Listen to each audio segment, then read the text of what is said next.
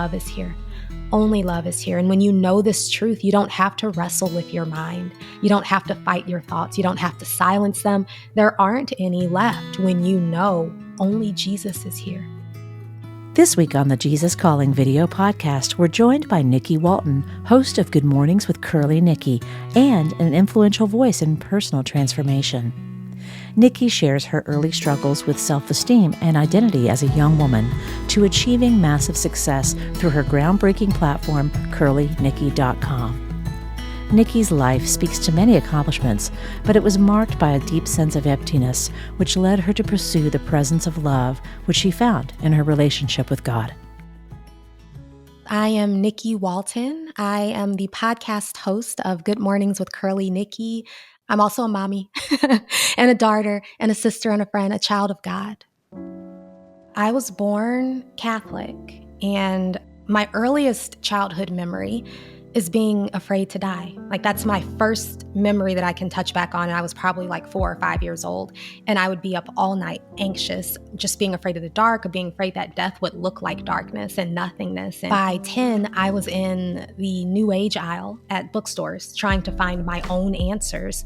And I didn't find them. And I got to college and there were still answers coming at me from everywhere and solutions. And I would go down different avenues. And I also was struggling with just self-esteem, just like most probably young people, 18, 19, 20 years old, trying to find your way. I didn't feel good about my hair at all. I had kept my hair straightened my entire childhood. And then when I get to college, there's no black hair care stylist anywhere, like in 200 miles. So I would shut down until I could get back to the hairdresser, which was only like once a quarter. And as a psychology student, I could tell that that was not healthy. And so I started researching and learning about black hair and the science of it and the products that we should be using. And I taught myself, like just by visiting these forums. Curly hair can take all day. And I was spending so much time in these forums. And I'm like, you know what, maybe if I shared in a deeper way with others, it would help me, feel like I'm doing something very productive with this time. So I started this as a hair care blog, and it became a lifestyle resource for everyone. CurlyNikki.com became incredibly successful. I'm getting all of these accolades and awards, and I managed to get on the Tyra Banks show, which kind of, skyrocketed more. I got a best-selling book with HarperCollins, traveling the world. Forbes covered my travels, like South Africa and Tokyo and Greece.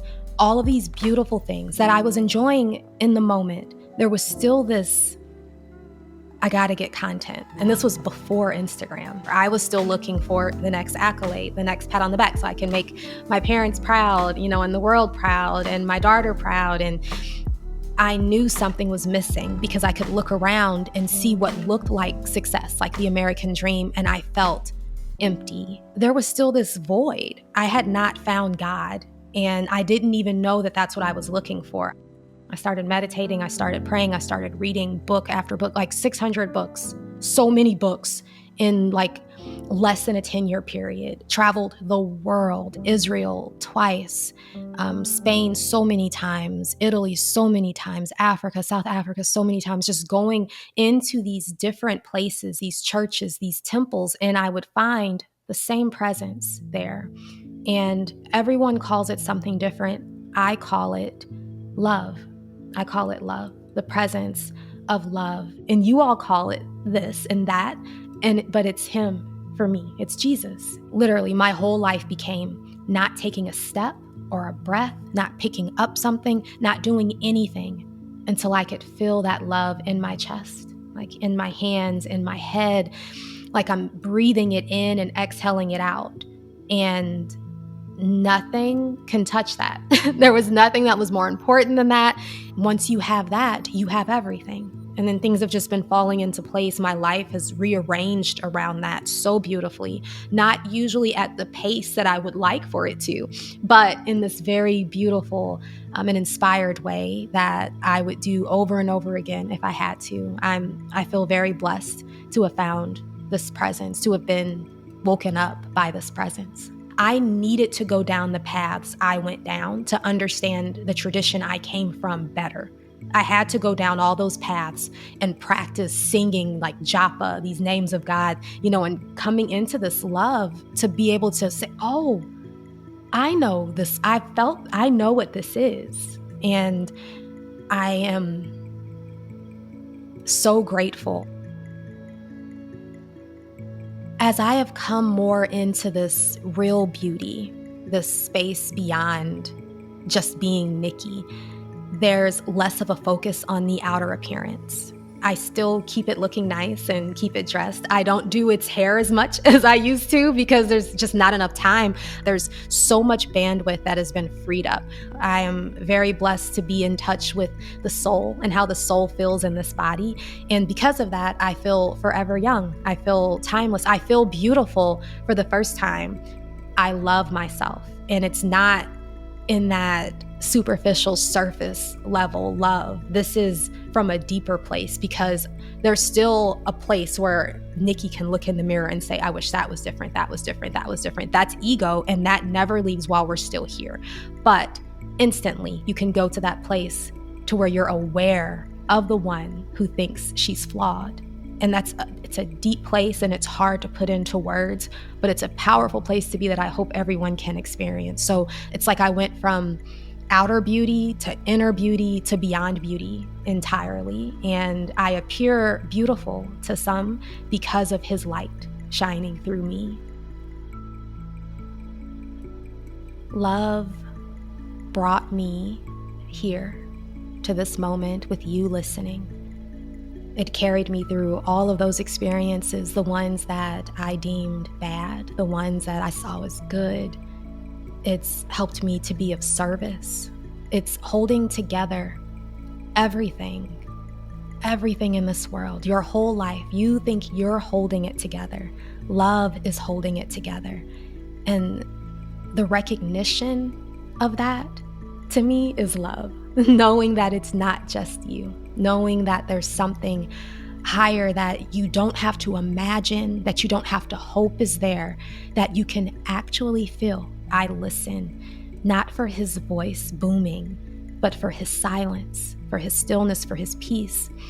And then I feel his stillness. I feel his peace. I know I'm in contact with him when I feel lighter. I often flip open my Bible to a random page. I also use Jesus Calling. Just yesterday, I opened to the perfect page. The next message for you is always right here where you are. I'd love to do a quick meditation with you to introduce you to this love, to give you quick access to it, no matter where you are, no matter who you're with. But in this moment, I pray that you are alone and somewhere that you feel comfortable. And I want you to close that body's eyes and bring your hands together in prayer. Fold them in front of you.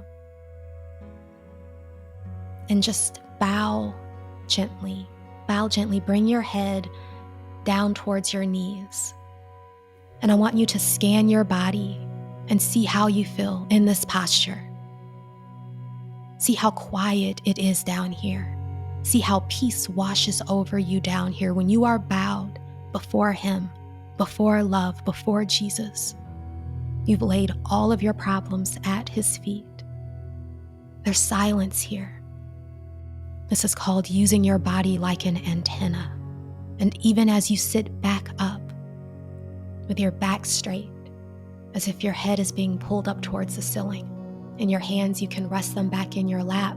Notice that you are still bowed inside. You can still be aware of that humbled nature, that humbled posture inside.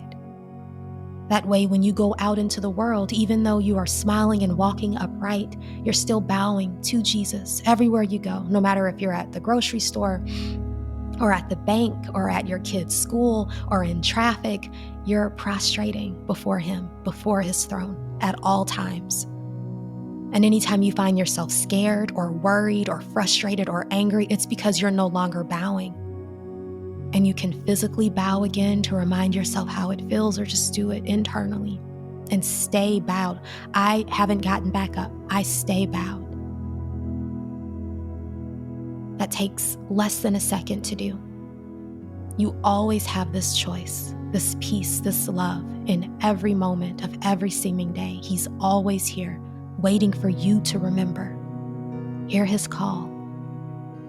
I love you.